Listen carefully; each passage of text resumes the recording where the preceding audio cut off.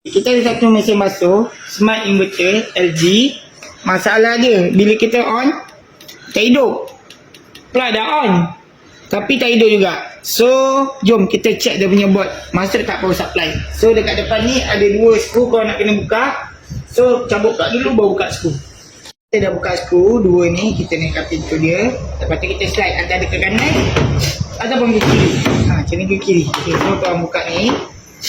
Okay, untuk line neutral korang kena gunakan multimeter lah untuk check mana satu wire line dengan neutral dia. Kalau macam aku dah tahulah dekat sini wire line neutral dia. So ni kita pasang, kita set pada voltage AC. Kat sini kita cucuk satu sini, cucuk satu sini. Okay, sekarang ni kita pasang plug. Kita pasang plug. Okay, on. Kau nampak tak? Power supply masuk 245 volt. Okay, jap. Kita tutup pintu ni kejap. Okay, kita tahu gini. Kau nampak 245 volt. Kita on. Tak hidup. So, board dia ni yang problem. Jadi, solution dia, kita kena tukar board yang baru. So, kita dah ada board yang baru. Kita tinggal nak pasang yang baru. Kita tengok dia boleh hidup ke tak. Okay, jom.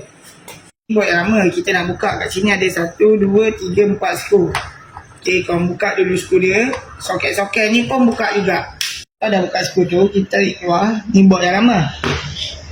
Ni board yang baru. Nampak? Ni board original lah. Sebiji sama. Original. So kita pasang balik. Cara pasang pun sama macam mana cara korang buka.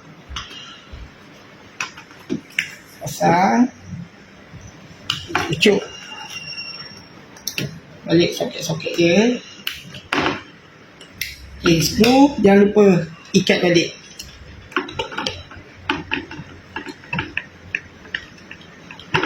Kita dah pasang. Okay, kita tutup macam ni. Kita masuk balik. Okay, kita pasang plug dia. On. Bila dah pasang plug, kita on. Dia hidup. Okay, kita bagi mode spin. Kita tekan start. Okay, jom kita tengok dalam. Bergerak ke tak gerak. Okay, minit dah turun ke 10. Okay, bahagian dalam pun dah nak start bergerak. Tunggu kejap. Okay, dia dah gerak dah. Alright. So, case macam ni tak ada power, board saja yang rosak. Tapi korang kena ingat untuk inverter punya mesin basuh, korang tak boleh order display saja. Korang mesti nak kena order power board dan display. Dia datang satu set. Kadang-kadang diorang letak asal sen display saja.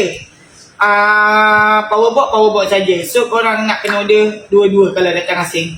Itu masalah macam ni sebenarnya korang boleh DIY kalau korang ada ilmu dengan ada multimeter.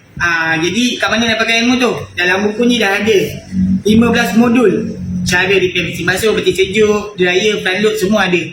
So kat mana korang nak dapatkan buku ni? Korang boleh walk in kat kedai kita, nombor 57 Jalan Putra 1, Taman Ciputra, Johor Bahru, Johor. Ataupun korang boleh beli dekat dalam laman web. Okey, itu saja dari saya. Bye bye.